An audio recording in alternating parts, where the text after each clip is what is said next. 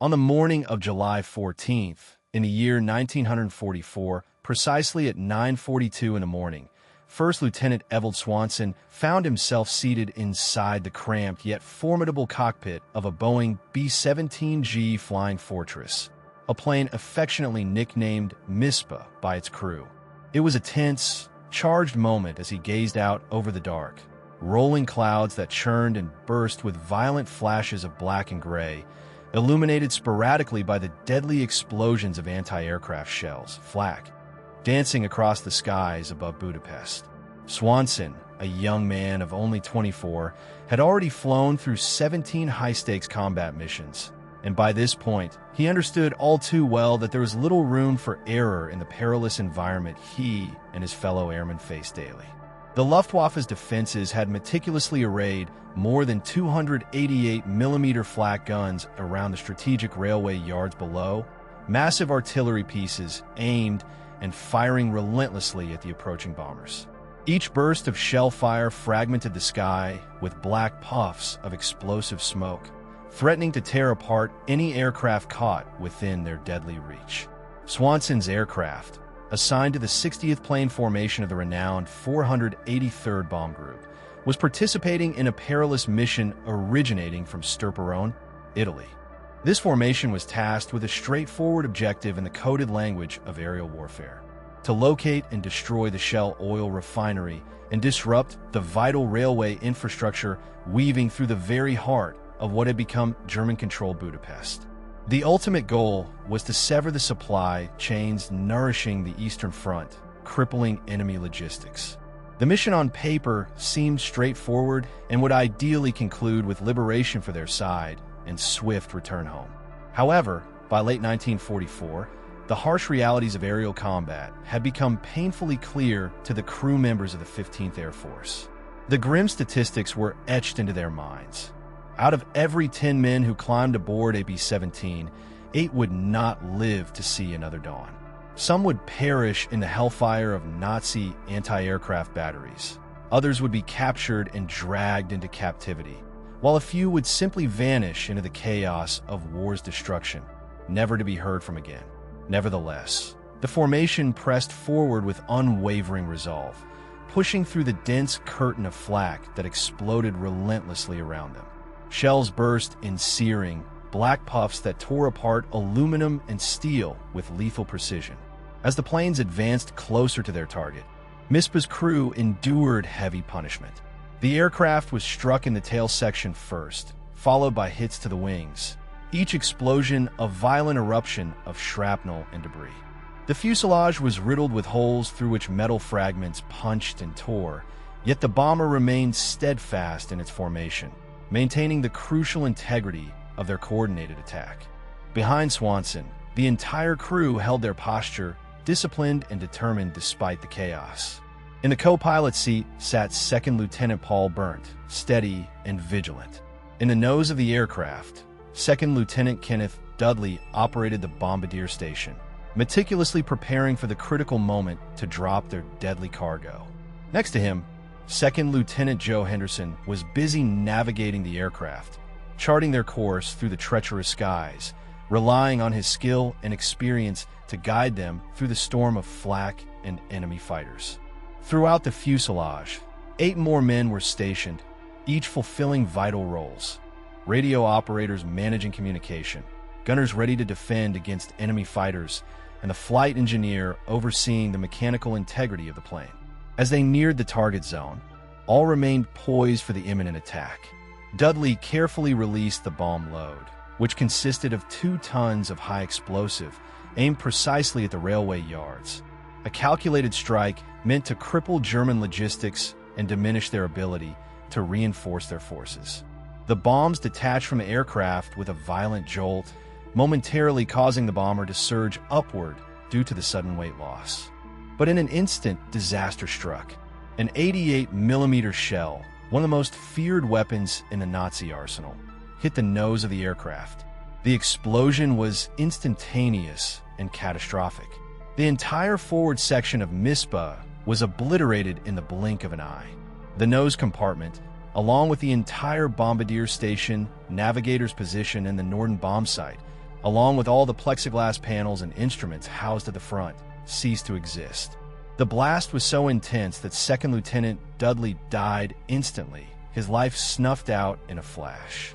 The same fate befell Second Lieutenant Henderson. He was gone almost immediately after the detonation. The force of the explosion tore through the remaining structure of the aircraft, sending shockwaves rippling through what was left of the bomber's metal frame. The formidable metal shell that had housed both men and an enormous amount of critical equipment was severely compromised. The center of gravity shifted dramatically, now thrown toward the rear of the aircraft, as the cockpit and forward sections were completely vaporized. With the nose and the front sections obliterated, the aircraft began to tilt violently upwards, pitching into a near-vertical climb, a desperate, uncontrolled ascent driven by the sudden shift in weight. Swanson observed the sky where normally his instruments would have provided vital data. Instead, he only saw the open sky through the gaping hole where the nose had once been. The cold at 30,000 feet cut through his flying gear as icy air vented through the shattered fuselage, with the temperature plummeting to almost 40 degrees below zero. Wind tore relentlessly at his flight suit, adding to the chaos raging around him. Drenched in blood and debris from the explosion, Swanson was momentarily stunned as he looked out through the hole that once housed his forward view. The formation, however, was still marching toward the rally point, unaware of the destruction inflicted upon their comrade in the lead aircraft. Swanson's predicament was compounded by the fact that there was no longer a control column, no traditional yoke connected to his flight control system. The control mechanisms had been mounted in the nose of the aircraft, but since the nose was no longer there, his ability to command the plane was severely compromised. The aircraft's instruments, its vital indicators of speed, altitude, and orientation, had been mounted on the destroyed nose section, and with that gone, they had vanished along with it. Swanson was left with no way to measure the aircraft's performance through traditional instruments. The only remaining clues to his situation derived from the feel of the controls and the rare opportunity to glimpse the horizon through the enormous hole ahead of him, a needle-in-a-haystack method of navigation in the chaos of war's destruction. With his vision limited, his sense of orientation and control challenged to the utmost, Swanson faced the terrifying reality that he had to rely solely on his instinct, his training, and the limited visual cues available to him in this catastrophic moment, as the remaining formation pressed on toward their objective amid the deadly skies. Despite the harrowing circumstances, the control cables remained in place, still strung from the cockpit area all the way back through the fuselage to operate the aircraft's vital control surfaces, the rudder, elevators, and ailerons. These steel cables, now exposed and hanging loosely in the wind, had survived the chaos intact. Swanson, the pilot, was determined to regain control of the battered bomber, even though the situation seemed almost impossible to handle. He forced himself to push the nose of the B-17 downward, yet he found himself at a loss. He had no visible lever, no manual handle, no obvious means to exert control. Yet, against all odds, somehow he managed to stabilize the aircraft, restoring it to a level attitude in the sky. Gradually, with great effort, he brought it back into a loose formation with the rest of the bomber group, maintaining some semblance of order amid the chaos. This bomber, built with inherent stability designed by Boeing engineers who crafted the B-17 to be an almost unflappable aircraft, now faced an unprecedented challenge. There was no manual for flying without a cockpit. No flight manual had anticipated a situation where the pilot would need to navigate and control an aircraft entirely by external cables, exposed and dangling in the wind. All that kept the MSBA airborne now was the unyielding laws of physics and the crew's sheer desperation. The entire scenario was almost surreal, a testament to human resilience and ingenuity under pressure.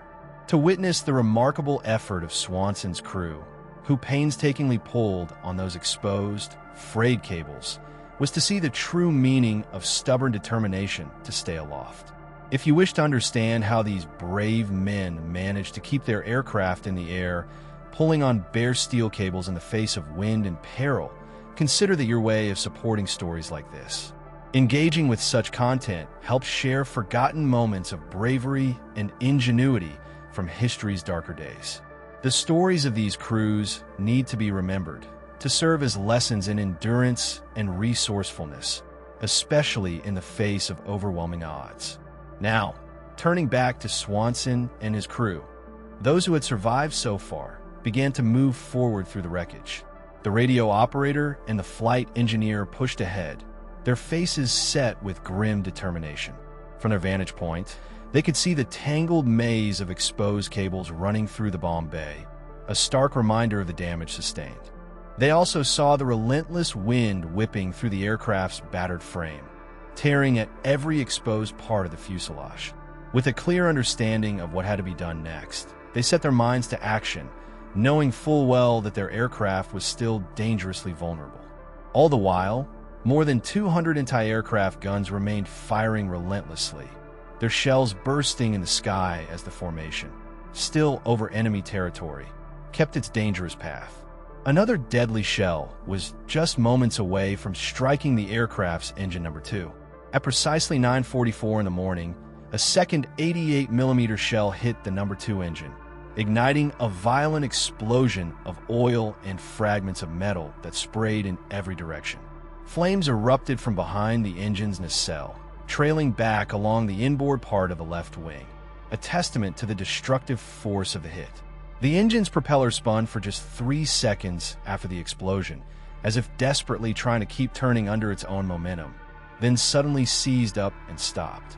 The engine was irrevocably dead, and with that, the MSBA was now operating on 3 engines instead of 4, further impairing its performance. As the aircraft lost airspeed, it began to fall behind the formation, its momentum slowed by the damage inflicted upon her. Swanson, who lacked cockpit instruments due to the damage, had no precise way of measuring how quickly they were dropping back from the rest of the group, adding to the chaos and uncertainty of their situation. Meanwhile, the flight engineer, Technical Sergeant Frank Menzie, moved swiftly forward from his position in the top turret. His eyes immediately recognized the gravity of the damage. The control cables traversing the fuselage, bundled together in massive steel wire ropes, roughly 3/8 of an inch in diameter. Cables essential for controlling the aircraft's pitch, yaw, and roll. Ordinarily, these cables were hidden from view, enclosed within pulleys, fair leads, and panels, safely protected from the elements. But now, in the exposed wreckage, they were laid bare, their steel gleaming in the wind, vulnerable and under relentless tension. Menzie saw that if no one supported these cables physically, the aircraft would quickly become uncontrollable and nearly impossible to fly. Just behind him, Staff Sergeant George Semelli made his way from the radio compartment, while Staff Sergeant Robert Bell advanced from the waist gun position. Both men moved with purpose, positioning themselves near the bomb bay, where the main runs of these critical control cables were now fully exposed. Without hesitation or discussion, they understood the immediacy of the threat. Someone had to physically hold these cables to keep them from whipping uncontrollably and to maintain some semblance of control. The challenge lay in coordinating their efforts. Swanson was seated miles ahead in what remained of the cockpit, about 40 feet forward from the wreckage, struggling to command what was left of his aircraft. The communication links, however, were severely damaged. The intercom system was inoperative, rendering direct verbal coordination nearly impossible. Swanson tried to manipulate the rudder pedals, hoping to make some adjustment, but the pedals were unresponsive. No matter how much he pressed, nothing moved. Despite his efforts, control was slipping further away, and the crew on the ground had only their instincts and rapid judgment to guide them through this perilous situation. In that moment, everyone involved was acutely aware. They had become external controllers of the aircraft, relying solely on physically pulling and holding the cables that dictated its movement. Their precise, coordinated effort was critical to keeping the bomber afloat and stabilizing her in the turbulent sky amid the enemy's deadly fire. It was a colossal act of bravery, ingenuity, and quick thinking, done without the safety and precision of the cockpit instruments. driven only by their instinct and will to survive. The aircraft's pedals, crucial controls within the cockpit, remained firmly pressed against the familiar flooring, yet the cables they normally manipulated were now subjected to the relentless and violent assault of wind gusts reaching speeds of approximately 300 miles per hour. The pilot, struggling to regain some semblance of control, instinctively reached for the throttle levers. As he did so, he observed with cautious optimism that engines number 1, number 3, and engine number 4 responded to his commands. This acknowledgement was somewhat of a relief, as it demonstrated that at least parts of the aircraft's power systems were still operational despite the chaos surrounding them. However, without functioning flight control surfaces such as the ailerons, rudders, and elevators, the aircraft, the B-17 bomber, faced an inevitable fate. It would either drift away from its squadron, spinning out of formation and plunging into an uncontrolled dive, or would attempt a maneuver that could lead to even more catastrophic consequences, like pitching upward abruptly, stalling, and entering a spinning descent. In either scenario, the risk of total destruction was imminent, and the crew's chances of survival bleak. The crew members, faced with the staggering challenge of operating under these extreme conditions, began the physically demanding task of pulling on the cables connected to their flight controls.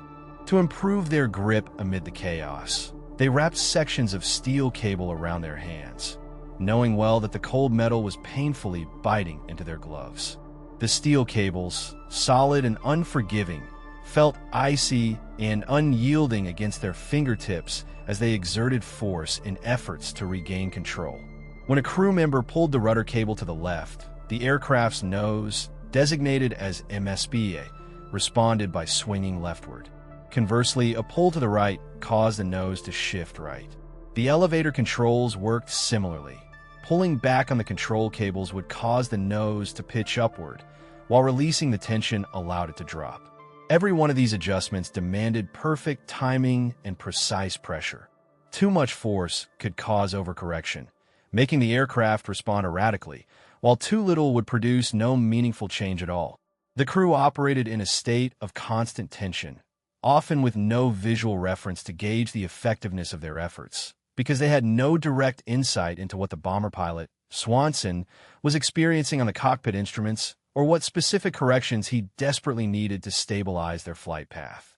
Meanwhile, the bomber, MSBO, continued to fall behind the main formation. The other aircraft, participating in their coordinated attack run or escape route, maintained their cruise speeds as they headed southwestward, aiming toward the vast expanse of the Adriatic Sea. Swanson's aircraft, however, was noticeably slower now, hampered significantly by the severe damage it had sustained. The missing nose section created an enormous increase in aerodynamic drag, which slowed the aircraft considerably. The loss of one engine further compounded the situation by reducing overall thrust, making it difficult to keep up with the others. Despite this, the formation did not wait for the straggling aircraft, for time was desperately short. The crew understood that every passing minute spent over the skies of Hungary increased their exposure to enemy fighters and a deadly barrage of anti-aircraft fire, commonly known as flak. The standard military protocol was unequivocal. Any aircraft that could not maintain the formation speed was to be left behind, deemed too vulnerable or unfit to continue. By approximately 9:46 in the morning, the solitary bomber, MSBO, found itself separated from the rest, now completely isolated. The formation had pulled ahead, now a mile distant, and then 2 miles away. Swanson's keen eyes, strained from hours of tense operation, could still faintly discern the dark silhouettes of the main group against the bright summer sky, a reminder of what they had left behind. His own aircraft was gradually losing altitude, a slow but consistent descent, not rapid but unmistakable. Initially, they had been flying at 30,000 feet above the target zone, executing their mission objectives or evading threats with calculated precision. Now, however, their altitude was decreasing steadily, first to 29,000 feet, then 28,000. The crew, amid their desperate struggle, continued to pull on the control cables, their hands cramping under the strain. The bitter cold was unrelenting. It bit into their skin, causing numbness as blood circulation was constricted by the unforgiving grip of steel against their palms. Despite the pain and discomfort, they persevered, knowing every second mattered. Adding to their difficulties, the fuel status was now entirely unknown. The gauges, vital instruments for monitoring their remaining fuel, had vanished along with the destroyed instrument panel during the bombing run or explosion that inflicted the damage. Swanson had no precise knowledge of how much gasoline remained in their wing tanks, nor how much longer the remaining 3 engines could sustain flight at this compromised pace. It was impossible for him to determine whether they were even heading in the right direction. Proper navigation depended on functioning instruments and comprehensive charts.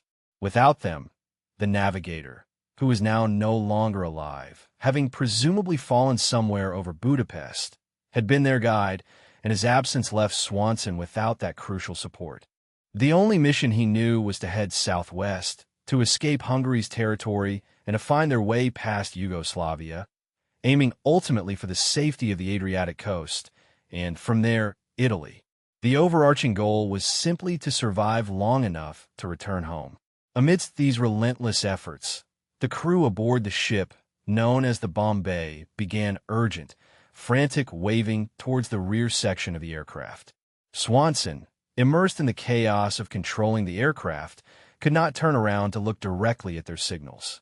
The wind, pouring through the open nose cavity, exerted such immense pressure that any movement could have been perilous, risking him being pulled out of his seat or knocked off balance. If he were to unbuckle from the pilot's seat, he might be involuntarily yanked forward by the force of the wind, with the potential to be severely injured or even ejected from the aircraft entirely.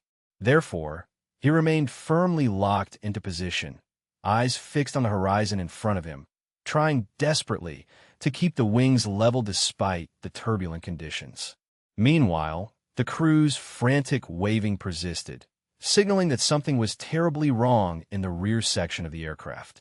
The nature of the problem was unclear, but signs suggested severe damage or danger lurking behind him, heightening the urgency of their situation and the stakes for everyone on board. Beyond the obvious damage, more than just the missing nose, the failed engine, or the exposed control cables, lay a situation that was rapidly spiraling into chaos and desperation. Staff Sergeant Charles Tucker, serving as the tail gunner on this aircraft, was still in his designated position when the devastating explosion tore through the nose of the bomber. The tail section of a B-17 Flying Fortress represented the most isolated part of the entire aircraft.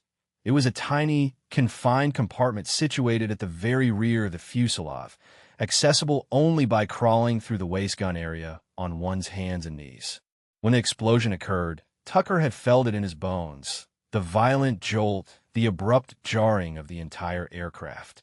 He had experienced the plane pitching sharply upward in a steep, uncontrollable arc moments later. He sensed it beginning to settle, to stabilize. But then he became aware of something ominous. The tail structure was no longer holding firm. It was flexing under unknown stress. The metal framework responsible for supporting the vertical stabilizer, along with the horizontal stabilizers, was twisting and moving in unnatural ways that no honest aircraft engineer would consider normal. This movement was not a sign of resilience, but an indication of critical structural failure. The explosion must have caused stress fracture somewhere in the fuselage, perhaps in the fuselage itself, or the shrapnel likely struck and weakened vital support members of the tail assembly. Whatever the cause, it was clear now that the tail section was beginning to fail, gradually losing its integrity. If the tail were to detach entirely, the consequences would be catastrophic and instantaneous. The entire aircraft would immediately enter a violent, uncontrollable spin, with no possibility of recovery. A B-17 without its tail would become a deadly, tumbling projectile, spiraling end over end in a wild, destructive cascade until it either disintegrated completely or crashed into the earth below. There would be no time to issue any kind of emergency bailout, no chance to react or prepare for impact. The crew members stationed in the Bombay, Those who could see the tail gunner's position through the narrow portholes in the fuselage could clearly observe the structure twisting and buckling. They knew it was failing, and they understood that there was no practical way to repair or reinforce it mid-flight. At this point, the aircraft, codenamed MSBEA, was cruising at an altitude of 26,000 feet. It was still descending gradually, still drifting southwestward across enemy territory. Swanson, the pilot, estimated that they had been flying for roughly 4, perhaps 5 minutes without a cockpit canopy, only the fragments of the aircraft's nose and front sections. Every second in this moment felt like a painfully long eternity, each one stretching out as the tension mounted dangerously. The deafening roar of the wind outside was relentless, pounding against the fuselage with primal force. Cold penetrated every layer of Swanson's flight suit, seeping in through any tiny openings and sapping warmth from his body. His hands, clutching the throttles, had gone numb from the cold. Yet he knew these controls were the only things left, his last means to attempt to keep the aircraft in some semblance of manageable flight. Adjusting the throttle was the sole method. He had to influence the aircraft's power without reliance on crew members pulling cables or manipulating controls in the bomb bay. Meanwhile, Second Lieutenant Paul Berndt, the co-pilot, remained in his seat, fighting his own battle against the chaos around him. His control column had disappeared along with the cockpit, his instruments shattered or rendered useless by the explosion. Yet he kept a vigilant eye on the wings and engines, constantly searching for signs of enemy fighters, particularly the deadly Messerschmitt Bf-109s and Focke-Wulf FW-190s. These fighters roamed the skies in search of lone bomber targets. A single damaged B-17 drifting away from its formation was an easy and tempting target for these fighters. They thrived on the vulnerability of a lone, crippled bomber, especially one losing altitude over territory controlled by the enemy. Without the mutual defensive firepower of nearby aircraft, and without the support of their formation, such a bomber was exposed to lethal pursuit. Yet, so far, no fighters had appeared to harass MSBA. Either the Luftwaffe was engaged elsewhere, or their scouts simply had not yet spotted this lone, battered aircraft. Despite their dire situation, the crew members in the bomber continued making efforts, pulling cables and adjusting controls with a disciplined persistence that reflected a shared understanding of the stakes. Their coordination, born out of necessity, was gradually improving despite the turbulence. Swanson carefully throttled back engine number 1, which inclined the aircraft to yaw to the right. Anticipating this, the crew pulled the left rudder cable to counteract the turn. When Swanson increased power on engine number 4, the crew responded by readjusting the controls again, each movement a small war against chaos. It was no longer just flying.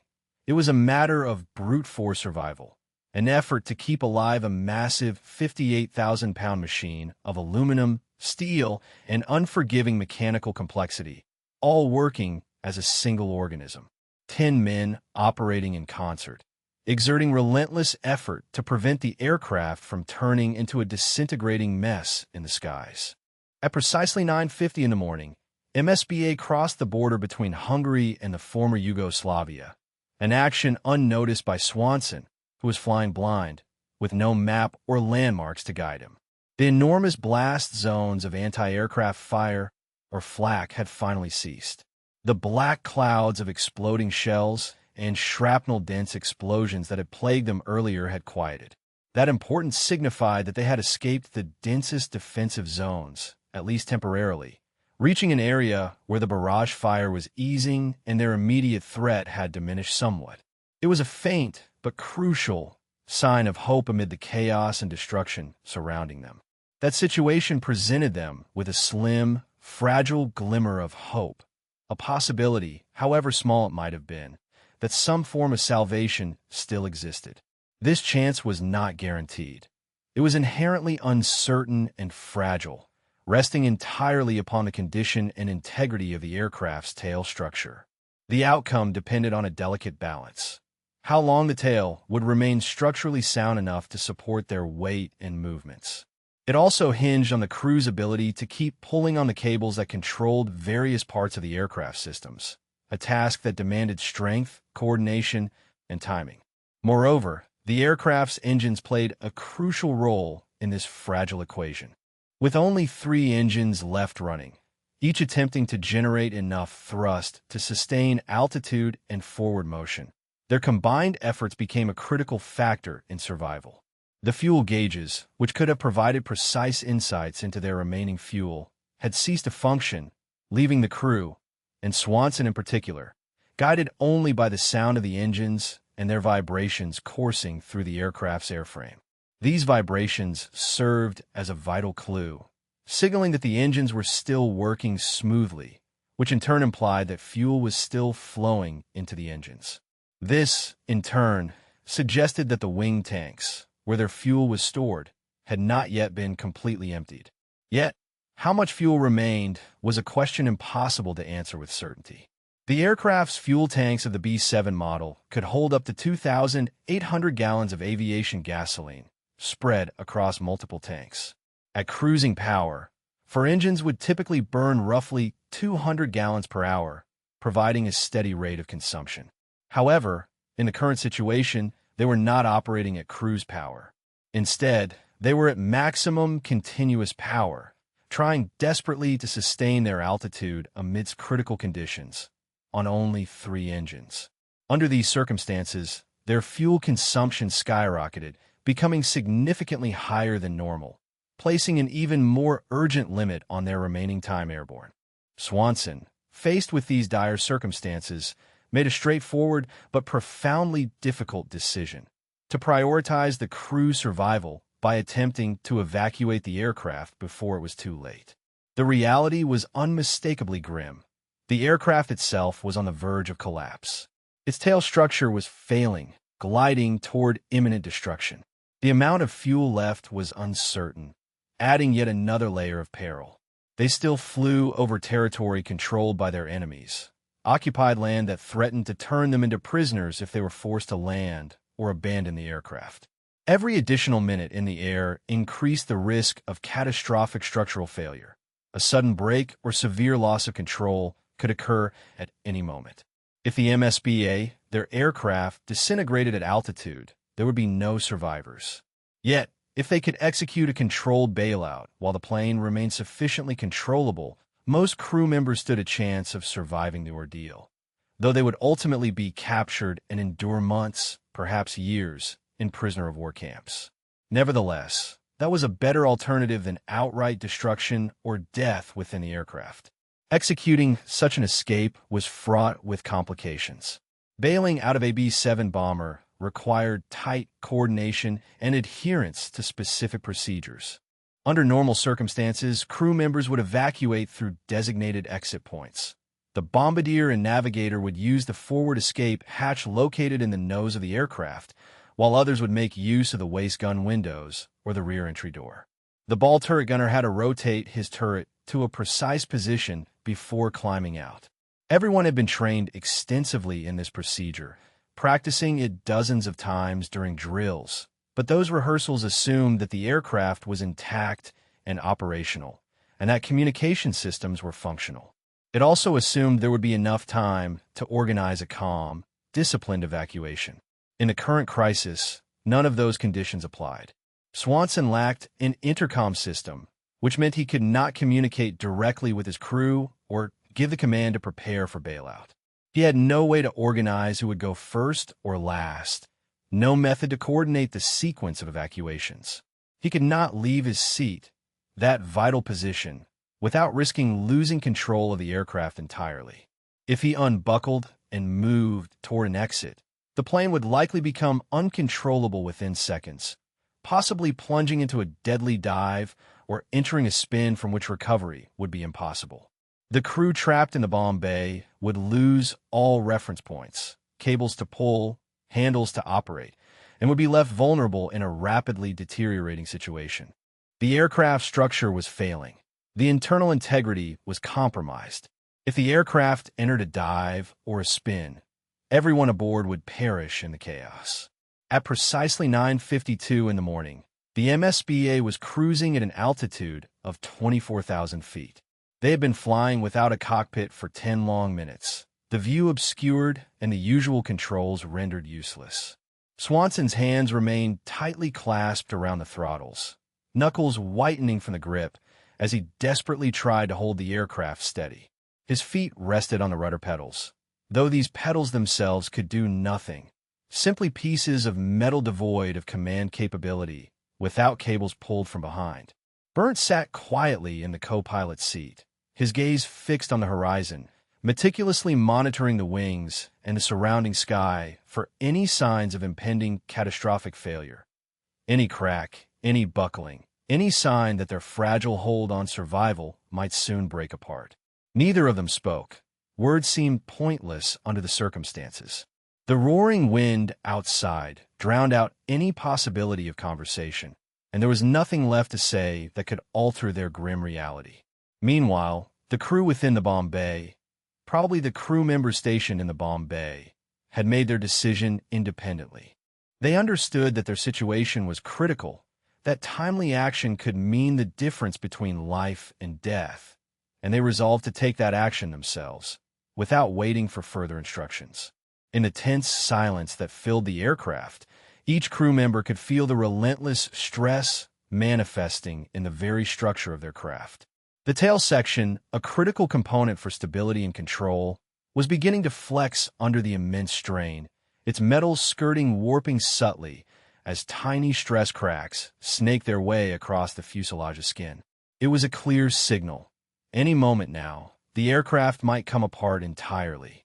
The crew understood all too well that remaining inside meant certain death. The structural integrity was crumbling, and survival depended on their ability to leap to safety before it was too late. One after another, they silently started moving toward the emergency exits, those small, grim portals of the waist gun windows where their chance to escape resided. Leading the charge was Staff Sergeant Robert Bell, whose calm and resolve propelled him forward. With deliberate precision, he unclipped his parachute harness, securing himself for the imminent jump. He positioned his body at the window opening, took a deep breath, and then stepped out into the rushing slipstream. His descent was almost instantaneous as the fierce wind seized him, pulling him away from the doomed aircraft.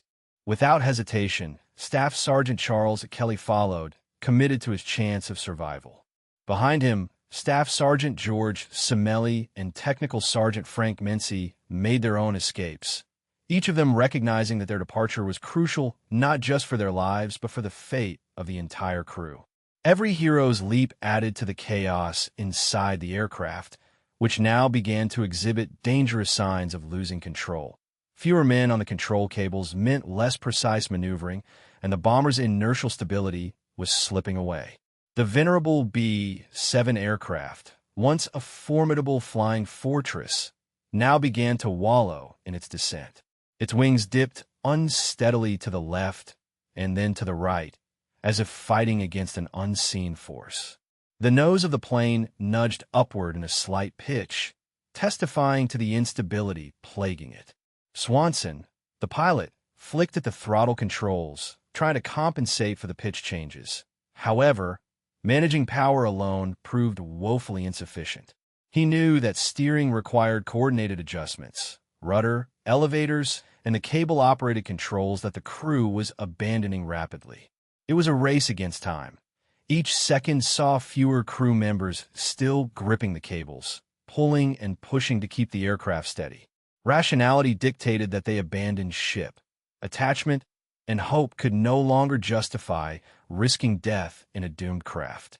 Amid the chaos, Staff Sergeant Charles Tucker, nestled in the rear gunner's position, began to crawl forward through the narrow passageways of the aircraft.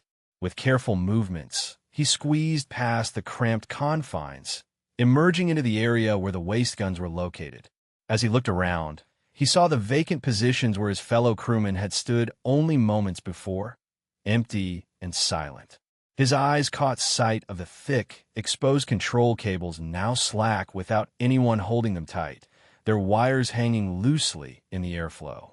The towering forward opening, where the nose of the aircraft once protruded a full 40 feet, was now exposed and gaping open, revealing the void left behind by the structural failure. Without hesitation, Tucker clipped on his parachute and took the leap, committing himself to the fate that awaited outside. By the time the clock struck 9:54 in the morning, 5 brave men had successfully evacuated their doomed aircraft. They drifted downward beneath the shimmering canopy of parachutes, descending over the rugged terrain of Yugoslavia. Yet, their safety was fragile. Within mere hours, German forces would capture each of them, fate sealed by the relentless advance of enemy soldiers. Nonetheless, these 5 men had managed to survive the descent and the perilous aftermath of their escape, at least for the moment. Meanwhile, 5 other crew members remained aboard the aircraft. Swanson, who still clung to the pilot's seat, Burnt, seated next to him in the co-pilot station, and 3 others, each of whom had yet to reach an exit point amid the chaos and structural collapse. The aircraft, now at an altitude of 22,000 feet, continued its slow descent, still teetering on the edge of controllability. The tail section, already compromised, was on the verge of catastrophic failure. The crew members responded instinctively, moving toward the exits, their efforts driven by the knowledge that their chances of survival depended on a hurried, disciplined evacuation. Staff Sergeant Paul Hish, operating the waist gun position, was the first to squeeze through the narrow window opening, deploying his parachute flawlessly as he left the aircraft behind. Seconds later, Staff Sergeant Robert Tucker, another waist gunner, followed him, disappearing into the slipstream. That left Swanson, Burnt, and 1 remaining crew member, each desperately making their way forward from their respective positions at the rear, striving to reach the safety of an exit. The aircraft was rapidly becoming unstable. With the majority of the crew having evacuated, the control cables were almost entirely slack, and the plane's response was now governed solely by engine power and its residual aerodynamic stability. This stability, originally designed to sustain normal, fully powered flight, was inadequate under these extreme circumstances. Without the nose, the plane's balance was compromised, and the compromised tail structure threatened imminent failure. At precisely 9:56 in the morning, the final crew member reached the waist gun area, prepared for his jump, and then leapt into the rushing air once again, succumbing to the swirling slipstream that carried him away into the clouds. As the last man left, only Swanson and Burnt remained at the controls, 2 survivors amidst a wreckage of metal and aircraft parts. These 2 pilots found themselves alone, flying at a height of approximately 20,000 feet over Yugoslavian territory, in a battered aircraft that was still descending but no longer truly capable of controlled flight. The bomber was still producing thrust through its remaining 3 engines, yet it had long since ceased to be an aircraft capable of stable, level flying. It was hanging precariously in the air, held there by a combination of the aircraft's residual aerodynamic forces and the faint hopes that the wings might still generate enough lift to keep it aloft. Yet, the grim reality was unmistakable. Despite their efforts to maintain altitude and control, the aircraft was nearing the limits of its endurance. The structural damages, especially the missing nose section and the failing tail, rendered it practically unmanageable, and its continued flight depended more on luck than on skill. In the absence of crew members actively pulling cables or engaging with controls, any meaningful manipulation of the aircraft systems had become virtually impossible. Swanson, in the cramped cockpit, shifted his head just slightly to make eye contact with Burnt, the co-pilot. Though no words were spoken, the silent exchange conveyed everything that needed to be understood. The howling wind, roaring past the fuselage at high speed, made verbal communication impossible, effectively drowning out any sound. Yet, the message was unmistakably clear. Burnt had to leave this compromised aircraft. There was simply no rational reason for him to remain on board, especially now. He possessed no control inputs, no instruments to steer or adjust, and no safeguard that could alter the fate of the aircraft. His presence on board offered no advantage. Instead, it posed an immediate threat. If he stayed, he would inevitably perish either when the aircraft disintegrated or when it crashed into the earth. The only logical and prudent course of action was to abandon ship while there was still enough altitude to safely deploy his parachute and hope for a survivable landing. Carefully, Burnt unfastened his harness, feeling the tension release as he prepared himself for the critical step ahead.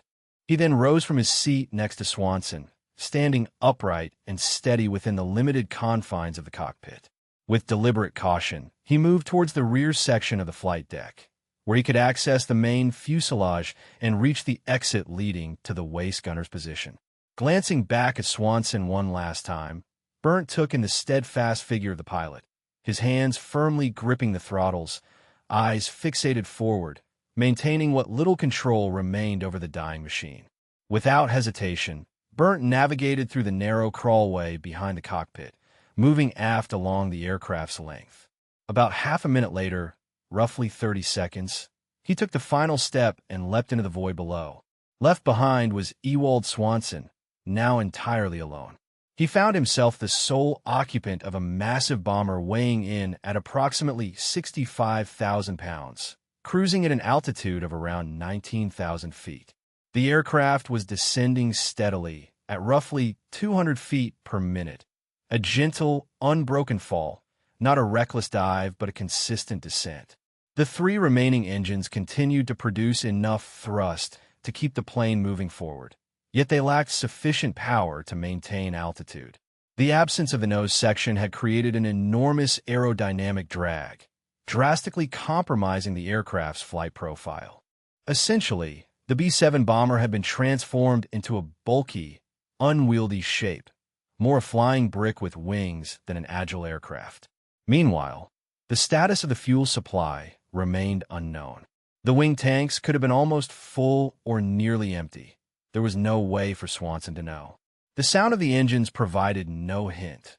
Cyclone engines typically ran smoothly until fuel exhaustion, at which point they simply ceased operation without sputtering or warning. Should all three engines shut down simultaneously, the aircraft would lose propulsion entirely and begin a catastrophic descent into free fall. Swanson quickly estimated his position. Since departing for Budapest, they had flown roughly 14 minutes toward the southwest.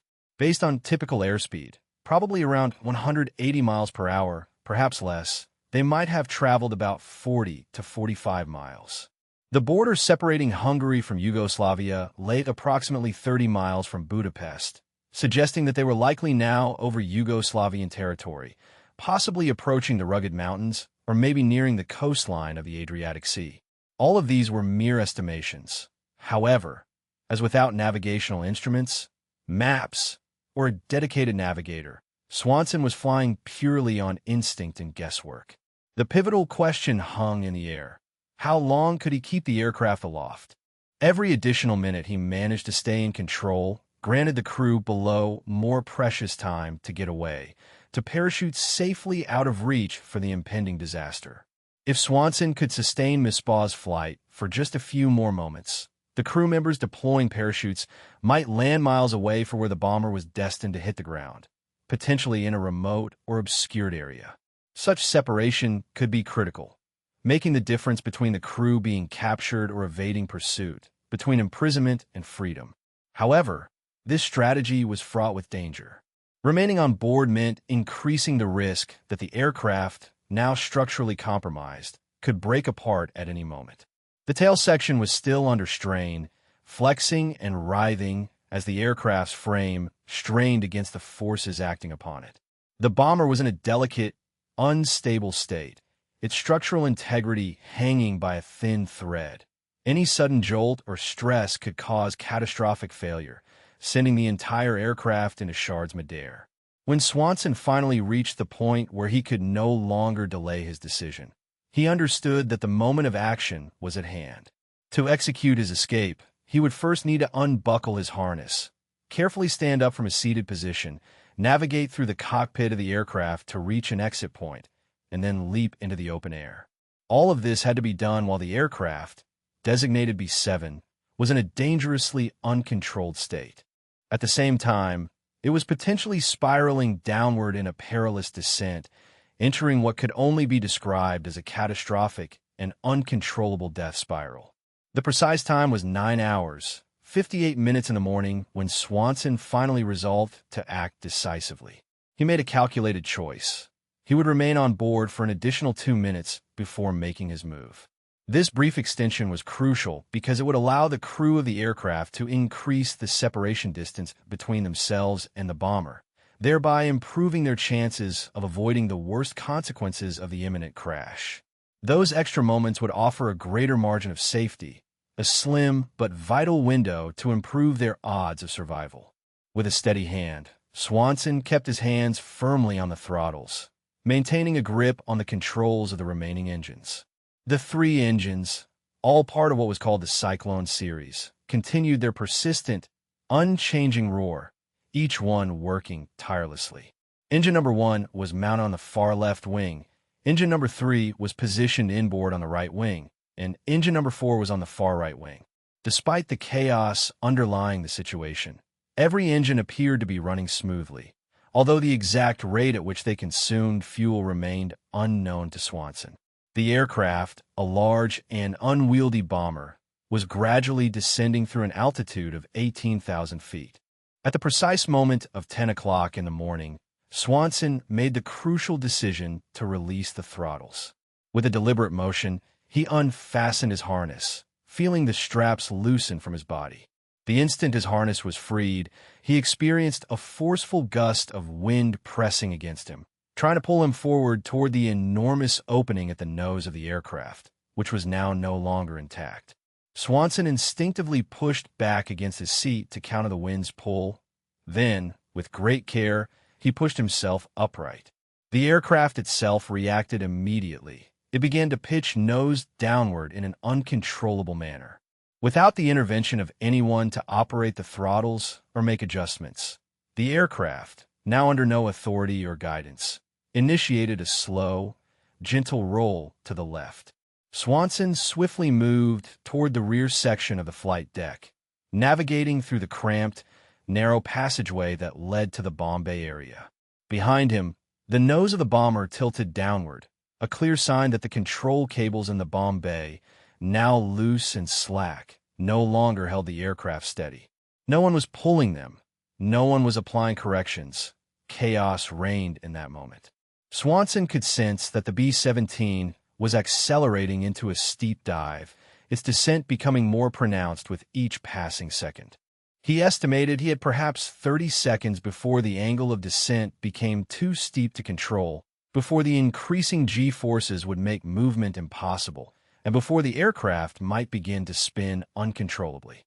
Reaching the waist gun position, Swanson felt the entire aluminum floor vibrate beneath his boots, a testament to the intense forces at play. The noise from the wind was deafening, overpowering, and almost overwhelming. He swiftly grabbed his parachute from its storage rack, clipped it securely to his harness, and then moved toward the small window opening designed for the waist gun. Peering out from that opening, he looked down at the sprawling Yugoslavian countryside, which was now only 17,000 feet below him. In that instant, he committed to his plan and jumped. The moment he left the aircraft, the slipstream of air struck him with the force of a solid wall, knocking him sideways violently. The bomber, still producing the relentless roar of its engines, flashed past him in the opposite direction, already 20 feet away and accelerating downward into the abyss. Swanson instinctively pulled the ripcord, and the parachute deployed with a sudden and violent jerk, ripping through the fabric and knocking the wind out of his lungs. For a brief moment, there was a strange silence, an almost unnatural quietness, after the roar of the engines faded into the background. As Swanson watched the bomber continue its uncontrolled descent, the tail section was clearly still attached to the forward fuselage. However, the rear portion of the aircraft was flexing dangerously, bending like a reed caught in a fierce wind, ready to snap apart. At about 15,000 feet, the inevitable happened. The tail section detached completely from the rest of the aircraft. The B-17's forward fuselage then pitched nose down, almost vertically, as it spiraled and plunged toward the ground. The descent lasted for another 8 seconds before the entire aircraft disappeared behind a line of trees, approximately 2 miles away. Moments later, a column of thick black smoke billowed upward from the crash site, a stark sign that the impact had ignited the aircraft's fuel tanks. The devastation was absolute. Nothing could have survived the wreckage of such a crash. It was impossible to imagine anyone having survived the catastrophe. The destruction so complete and overwhelming that it left no room for hope of rescue or survival. Had Swanson remained afloat in his parachute for just another half-minute longer, he would have met his end.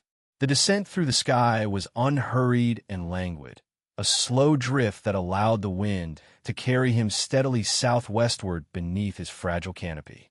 This gentle movement was guided by the prevailing wind currents, which seemed to stretch out across the landscape with an almost indifferent patience. When he looked down from his suspended position, Swanson could observe a vast mosaic of the Yugoslavian terrain unfolding beneath him. Patches of cultivated land dotted with humble farms, dense stretches of forest that stretched like dark veins through the terrain, and tiny villages with their clustered rooftops and winding roads.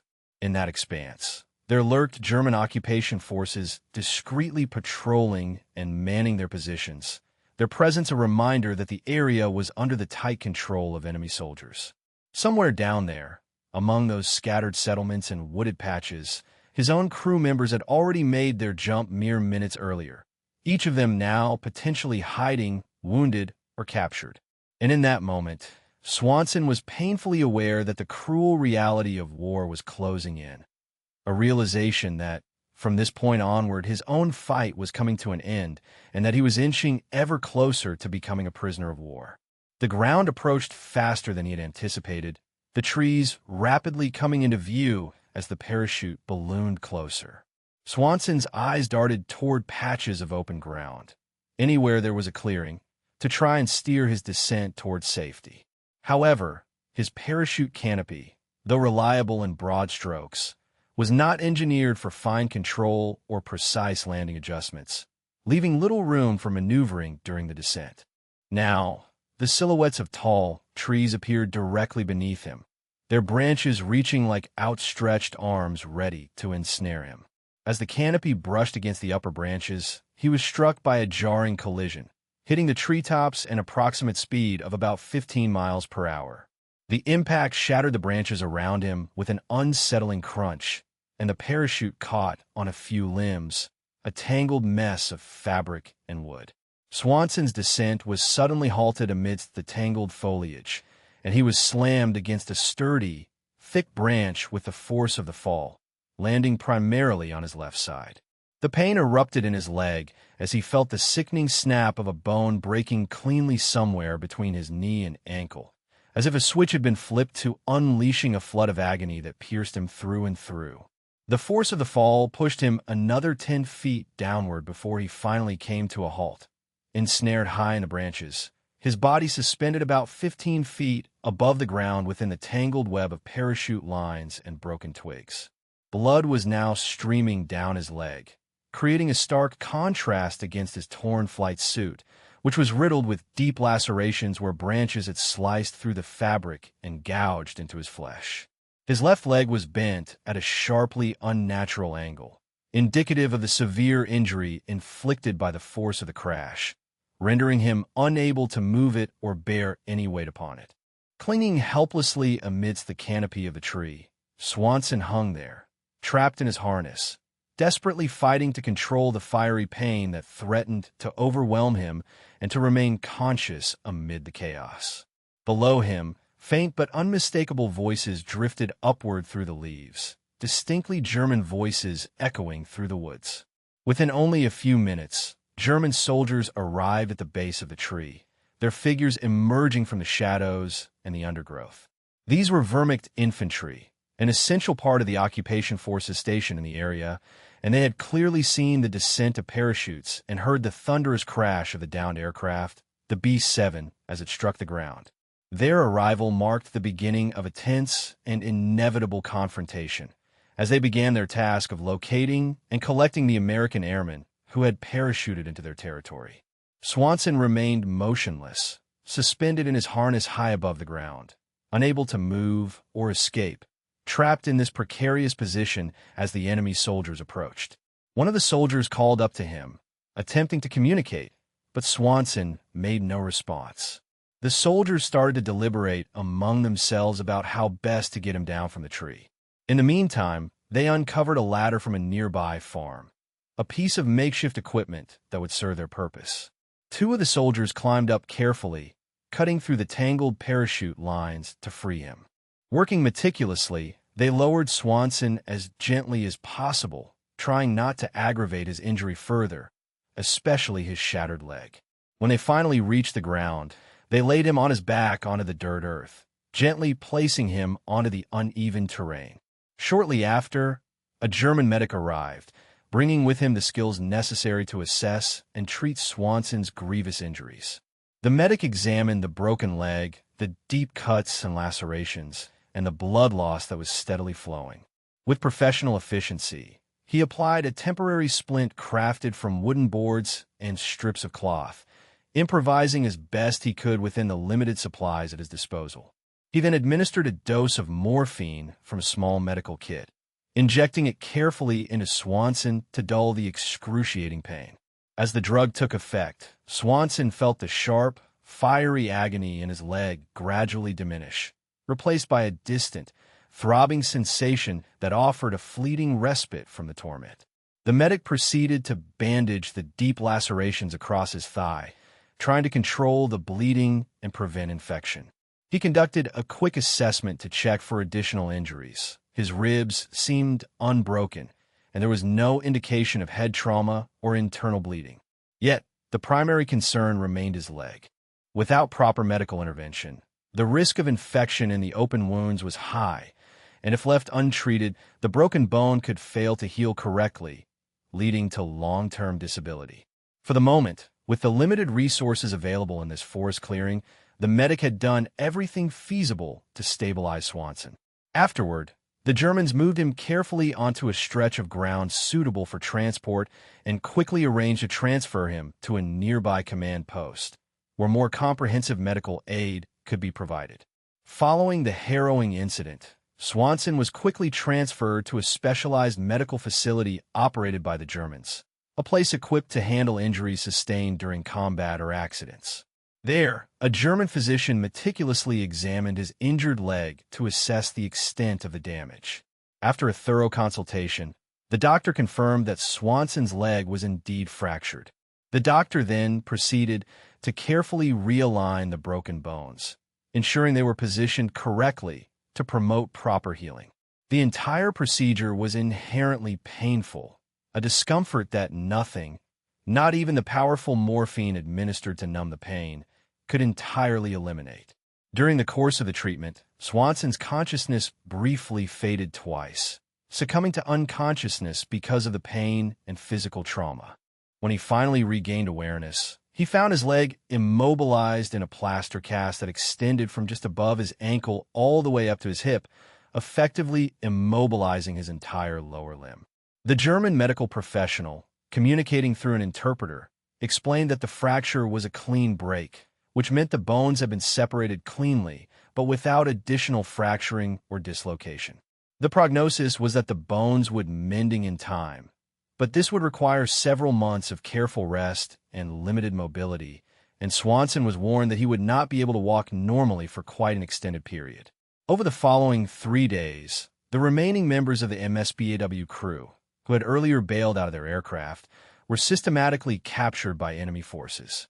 It was discovered that all 8 servicemen, who had escaped the plane in the chaos of the crash, were found within a radius of approximately 20 meters from the crash site, indicating they had not managed to distance themselves far enough to evade detection. None of them succeeded in escaping the German patrols or the local authorities. All had been apprehended. The rural areas of Yugoslavia where they crash-landed were heavily guarded and patrolled by enemy military units. While partisan resistance fighters operated in the rugged mountain regions, fighting against the Axis forces, the flight crew's location was in farmland that was under firm control of the German military authorities. One by one, they were brought to the same processing center, a facility where prisoners of war were registered and processed. Swanson, observing from distance, saw each of his comrades arrive, Burnt, Gmincy, Simonelli, Bell, Kelly, Tucker, and Hish. They all arrived alive and in relatively good condition, suffering only from minor cuts and bruises. None of them had sustained severe injuries. Instead, they had become prisoners of war. Subsequently, they were transported in convoy to a large prisoner-of-war camp situated in Austria, a designated holding facility for captured Allied airmen. This camp, known as Stalag Luft 4, was specifically established to house personnel caught flying for the Allies. It accommodated approximately 10,000 prisoners, including American and British pilots, navigators, bombardiers, gunners, and flight engineers, men who had fought bravely in the skies over Europe. The conditions prevailing inside the camp were undeniably tough. Food supplies were limited, often insufficient to meet the prisoners' nutritional needs, and deliveries of Red Cross parcels were irregular, sometimes arriving sporadically, sometimes not at all. The barracks where the prisoners were kept were cold during the winter months, making shelter uncomfortable and difficult. Medical care was minimal, with basic supplies and scant professional attention. Despite this, the Germans generally adhered to the protocols outlined in the Geneva Convention when it came to the treatment of officers and higher-ranking prisoners, maintaining a certain level of discipline and humane conduct. There were no mass executions, no systematic torture inflicted on the prisoners, and overall, their confinement was characterized by routines of boredom, monotony, and the waiting game, waiting for the war's end, waiting for rescue, and dreaming of freedom. Swanson's leg, though healing with time, did so at a slow pace. During the first 2 months after injury, he was forced to rely on crutches to move around, as the cast immobilized his injured limb. In September of that year, the cast was finally removed, marking a significant milestone in his recovery. The physical therapy he received was basic but necessary. He began walking around the perimeter of the camp each day to rebuild strength and regain mobility in his damaged leg. By October, he was able to walk without the aid of crutches, and by November, the limp that had marked his gait was barely noticeable to others. By the end of the year, in December, Swanson's physical condition had improved markedly. He was essentially recovered. Yet, despite his physical return to health, the war surrounding the camp persisted. The camp remained a secure enclosure, with armed guards patrolling its perimeters, constantly vigilant. The wire fences were guarded at all times, and any attempt to escape was met with swift and strict punishment. Most attempts, in fact, proved unsuccessful. Within this environment of constrained captivity, the crew of the aircraft Mispa quickly settled into the familiar routine of prison life. Discussions among them often turned to the details of their mission. The fierce 88mm shell that had caused their crash, the nerve-wracking 10 minutes they had flown without cockpit protection, the harrowing experience of pulling the control cables by hand in a sinking aircraft, and the agonizing sight of their bomber falling helplessly into the Yugoslavian forests. They reminisced about Dudley and Henderson, who had been killed instantly when the nose of the aircraft exploded, victims of their final, devastating battle. They talked often about just how perilously close they had come to death that day, each man haunted by vivid memories of danger and loss. Yet, amid the suffering, they clung to hope, to patience. They waited for the war to conclude, for the Allies to arrive and liberate them, and ultimately for the chance to return to their homes, to rejoin loved ones, and to resume the lives they had temporarily left behind. As the months passed and winter gradually faded into spring, the German authorities began hurriedly evacuating the camps in response to the advancing Soviet forces from the east. Prisoners were herded into long columns and marched westward, away from the advancing front lines. The incessant march was grueling. Conditions worsened with each mile. Supplies ran low, and hunger grew more intense. During these forced marches, some prisoners succumbed to exhaustion or starvation, dying along the way. Others, overwhelmed by the chaos and suffering, managed to escape amid the disorder, disappearing into the surrounding countryside. Swanson and his fellow crew members remained steadfast and unified, marching together through a collapsing Germany as the Third Reich crumbled around them. Finally, on the 30th of April, in the year of our Lord 1945, the arrival of American forces brought their long ordeal to an end. The initial contact was a moment of relief and hope, marking the beginning of a difficult journey toward freedom and recovery from the wounds, physical, mental, and emotional, that they had sustained during their captivity. They found themselves liberated at last. After enduring 9 harrowing months of captivity, their ordeal concluded abruptly on a dusty, unpaved road nestled somewhere in the heart of central Germany. The atmosphere was thick with a mixture of relief and exhaustion as American tanks rumbled past, their engines rumbling in a low, continuous roar. Soldiers moved quickly among the displaced, thoughtfully distributing much-needed supplies, food to nourish the weary bodies, water to quench the relentless thirst, and cigarettes to provide a moment of comfort amidst chaos. Medical personnel carefully examined each individual, checking for signs of injuries or illness that might have been sustained during their captivity or the perilous flight that brought them here.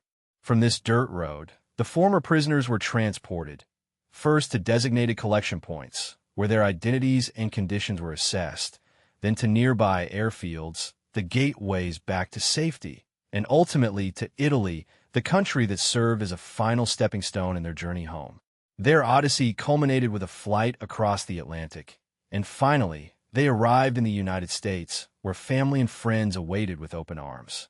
Among those fortunate enough to survive was the crew of the aircraft known as MISPA, all 8 surviving members. Every one of these brave men had endured unimaginable danger. They had expertly manipulated control cables by hand at an altitude of 30,000 feet while soaring high above Budapest, an act of sheer courage and skill.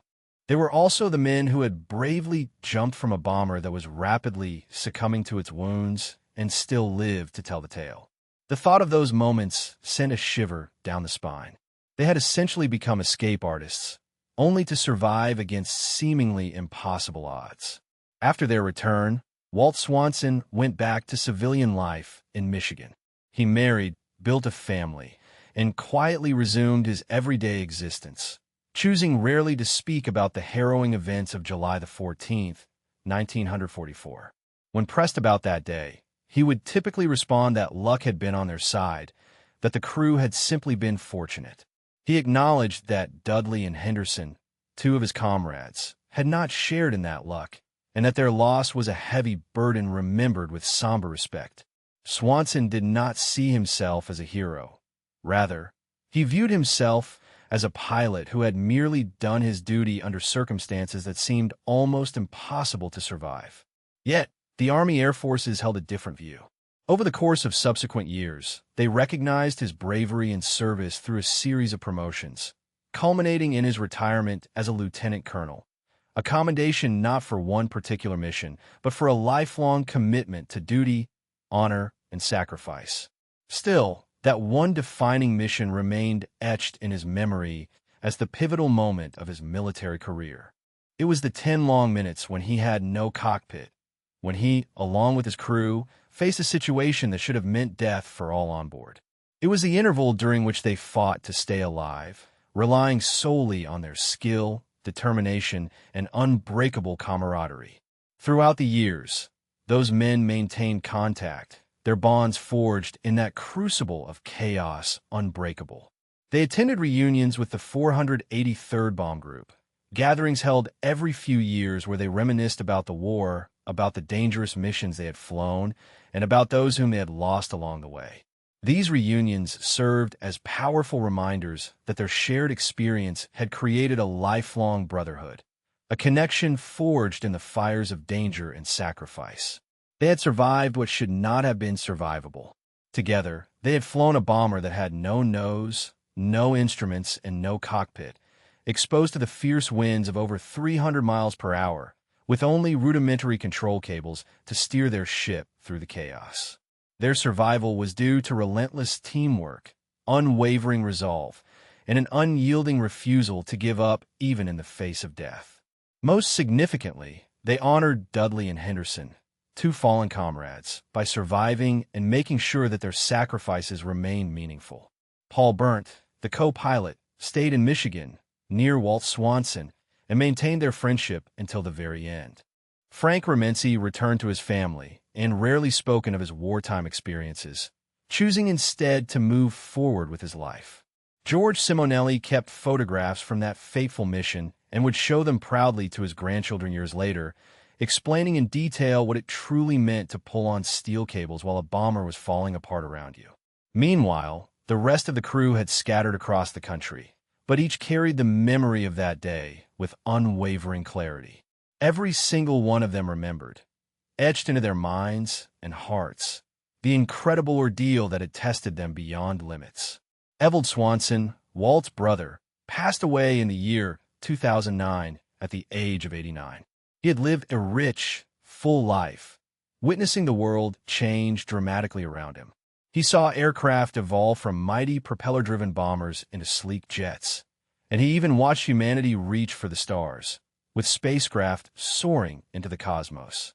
Yet, amidst all these transformations, the aircraft that he remembered most vividly was MSBA, the B-17 bomber that lost its nose during a mission over Budapest. That aircraft was a symbol of resilience, a vessel that had operated on borrowed time, sustained by the daring spirit and steadfast determination of its crew. It exemplified how human willpower could transcend engineering limitations, defying the odds through sheer perseverance and courage. If this story moved you the way it moved us, I kindly ask you to consider showing your appreciation by engaging with the story. Every single gesture of support helps us reach more people who need to hear these stories, stories of bravery, sacrifice, and the extraordinary capacity of humanity to endure against all odds. Sharing this tale ensures that the sacrifices of those who served are not forgotten, and that their heroic deeds remain alive in the collective memory for generations to come. This narrative recounts the extraordinary courage displayed by bomber crews who, despite the overwhelming pressure of physics and the seemingly insurmountable odds stacked against them, refused to surrender or abandon their mission. These are stories about remarkable individuals, real people with real bravery, that serve as a testament to human resilience and heroism amidst the chaos of war. Many of these brave men faced death head-on, choosing duty over fear, risking everything for the cause they believed in. Their lives often ended unexpectedly, but their stories did not fade away with their passing. Instead, they became enduring symbols of sacrifice and resolve. It is essential to remember their sacrifices to keep alive the memory of those who poured their hearts into missions that demanded everything they had, and more. As you watch this story unfold, it invites you to reflect on your own place in the world. Consider where you're listening from. Are you tuning in from the United States, the United Kingdom, Canada, Australia, or somewhere else entirely? No matter the location, remember that our community spans across the entire globe, uniting people from diverse backgrounds through shared admiration for heroism and sacrifice. Your presence here signifies more than just passive observation. You are an active participant in preserving and honoring these stories and the legacy of those who live them. Your involvement matters profoundly. When you share your location, or if you have family members who served in the military or participated in significant historical events, you contribute to the collective memory that safeguards these stories for future generations. Your acknowledgement ensures these acts of bravery are not lost to the irretrievable silence of history, but instead are celebrated, remembered, and retold with respect and reverence. Consider the poignant story of 2nd Lieutenant Kenneth Dudley, who perished instantly when a deadly 88mm shell struck his aircraft, and his comrade, 2nd Lieutenant Joe Henderson, who was slain beside him. Both young men, just 23 and 24 years old respectively, left behind their hopes, dreams, and the promise of future years. They never returned to their loved ones, their journeys cut short by war's brutal hand. Yet, even amidst their tragic end, their memory persisted. Their fellow crew members carried the torch forward, holding on to their names and stories during 9 months as prisoners of war in Michigan and throughout the decades that followed across America. Through this story, their names are not lost to oblivion, but continue to live, echoing through time as symbols of bravery and sacrifice. It is a profound reminder that these individuals, these young men, deserve to be remembered, celebrated, and honored for their unwavering heroism. And your engagement, your willingness to listen, to share, and to acknowledge, plays a vital role in ensuring that their sacrifices remain visible in the collective consciousness. In this way, your participation helps transform their stories from mere words into enduring legacies. You are contributing to a vital effort, making sure that the sacrifices of Ewald Swanson, of Kenneth Dudley, Joe Henderson, and countless others are never forgotten, but instead are woven into the fabric of history, inspiring future generations to value courage, loyalty, and sacrifice above all.